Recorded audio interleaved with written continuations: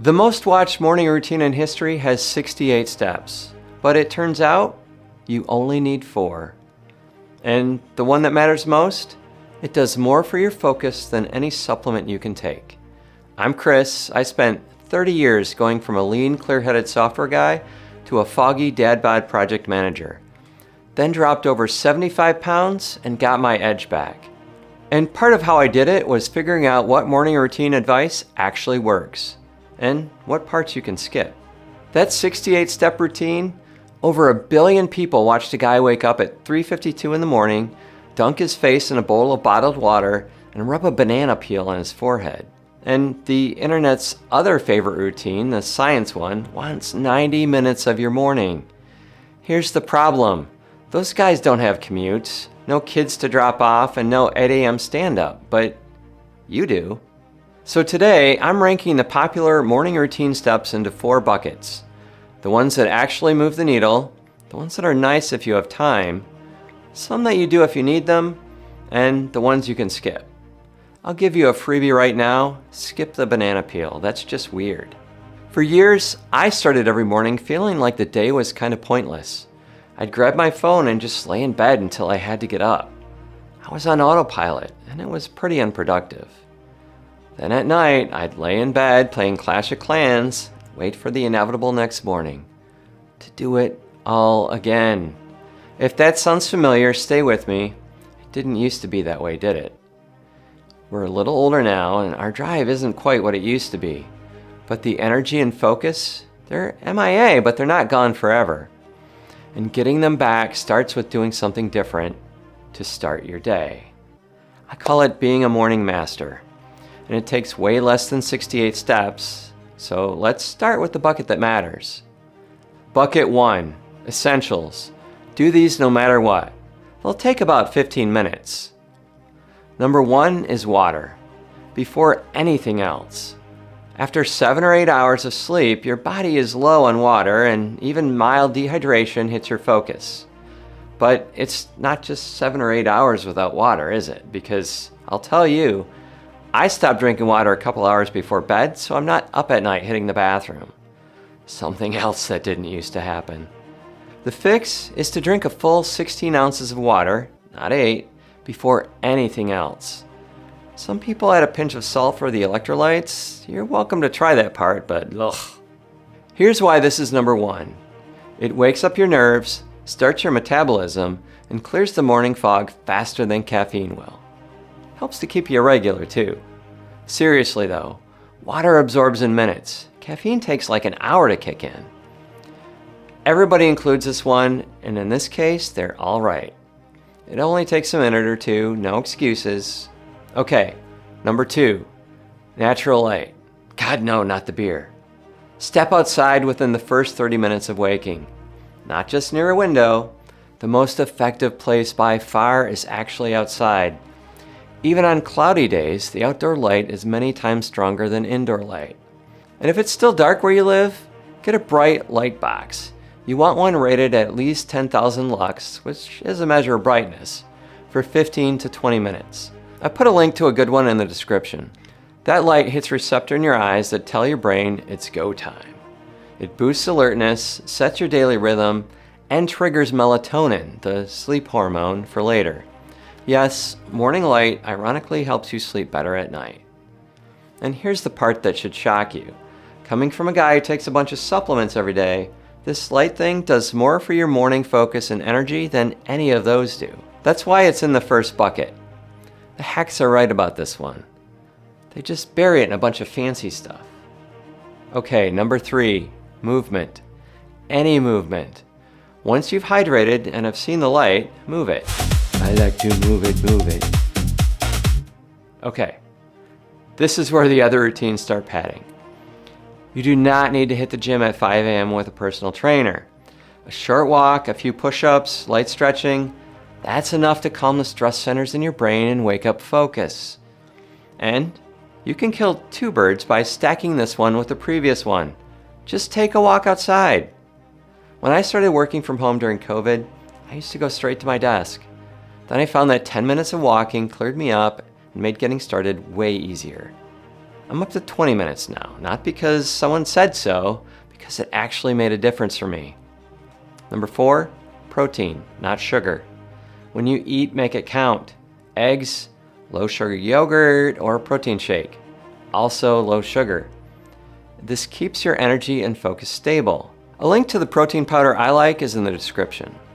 My wife has used it to help lose weight too. And when you eat like this at home, you can skip the office donuts. The stuff that makes you wish you had a toothbrush at work and gives you a sugar crash that makes you want the afternoon coffee, which then keeps you up late, which then gives you the same pattern tomorrow. Are you following?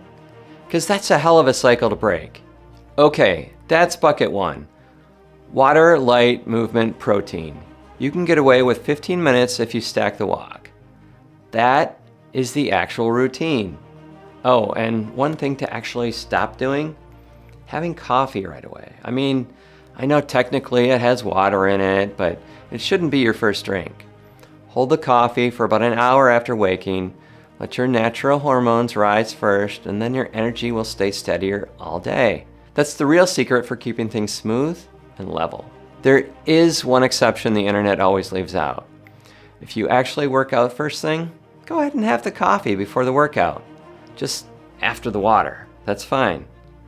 Okay, so those are the essentials, but here are some ones I'm on the fence about. Bucket 2, optionals. Worth it if you've got 10 more minutes. First, priorities. Before your day starts making choices for you, make some of your own. When I have time, I write down the top 3 things that I want done that day. Not 10, 3 that move the needle. And not just ones I know I can get done, the ones I will get done. Without this, you can waste energy on things that don't matter. Honestly, this one's almost in the first bucket, and if you're a list guy, it'll be easy for you. Second is gratitude. Okay, stay with me. I thought this stuff was woo-woo too, but I'm not talking about reciting affirmations in front of the mirror. Just take 2 quiet minutes and think clearly about what's going well in your life, big or small. This actually lowers stress hormones too and helps establish a good emotional baseline before the crap at the office sets it for you.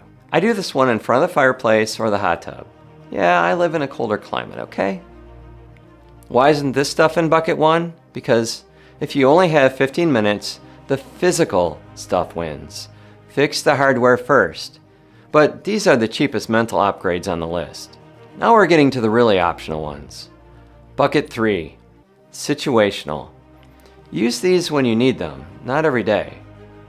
First, visualization. Got a big meeting or presentation coming up? Take a few minutes and walk through it in your mind. See yourself handling things with purpose and intent. Athletes, pilots, and performers all do this because it works. When your brain has already rehearsed something, you perform better when you're actually in it, even if it doesn't go like you pictured. But on a random day with nothing on your calendar, you can skip it. This is a game day tool, not a daily thing. And second, the cold shower. This one's more controversial, so listen up. A lot of people on the internet treat cold showers like a religious thing. I treat them as something to use when I have a good reason. I mean, it's friggin' cold. The cold sucks, but it works. It triggers adrenaline and dopamine, which boost alertness and drive for several hours. So, save it for the days you really need to perform. Big presentation, cold shower. Regular Thursday, stick with the warm water. And it goes without saying, mornings only, never before bed. Here's how it works. At the end of your regular shower, turn it cold for at least 30 seconds. Up to 2 minutes if you can stand it. But you might want to use a stopwatch because once the cold water hits, time slows down like a lot. I wanted to include a clip of my own experience, but the audio sounded too much like something from Pornhub, or what I thought I heard that might sound like. And have some perspective. Cold showers aren't nearly as bad as the polar plunge I did in a lake a few years ago.